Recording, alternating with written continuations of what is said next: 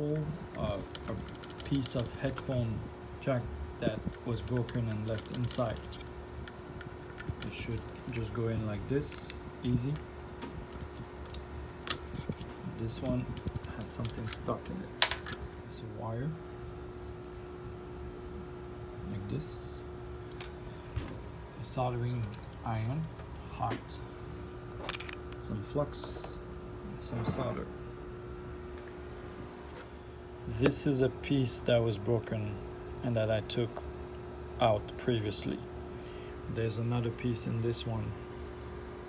So today the goal is to take it out. What we'll start by doing is put some flux inside. Tin this piece of wire too.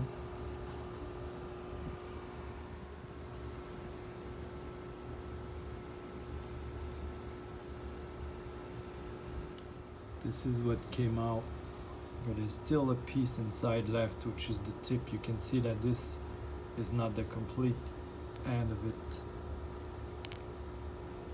So I have to get that pointy last piece, like the end of it.